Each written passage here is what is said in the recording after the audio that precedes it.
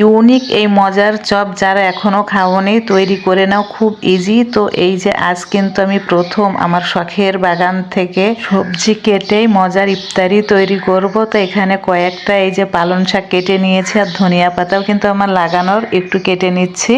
প্রথমে এই যে পালং শাক কয়েকবার কিন্তু আমি ধুয়ে নিয়েছি, 8 থেকে 10টা পাতা। বেসন আর চালের গুঁড়া এই যে মিক্সড করছি, কর্নফ্লাওয়ার নাই, কর্নফ্লাওয়ার দিলেই হবে। তো এখানে হচ্ছে হাফ চামচ ঝালের গুঁড়া, হাফ চামচ লবণ, হাফ চামচ হলুদের গুঁড়া আর একটু চাট মশলা দিয়ে মিক্সড করবো, আর কিছুই দেবো না এর মধ্যে।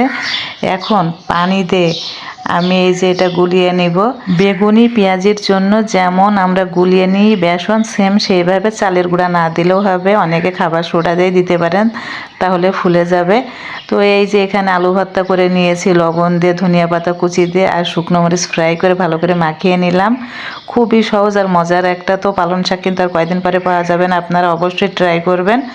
এখন এই আলু ভর্তাটা আমি একটা পাতার উপরে দিয়ে আর একটা পাতা দিয়ে ঢেকে দিলাম, আর কোনো কিছুই করা লাগবে না। তো এই যে তেল গরম করে ভালো করে এখন এই যে বেসনের ভিতর চুবিয়ে ফ্রাই করতে হবে।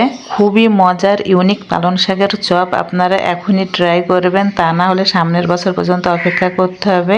তো 2 পিঠ ভালোভাবে ফ্রাই করে নামিয়ে ফেলতে হবে। আমার কিন্তু পালং শাকের চপ কমপ্লিট।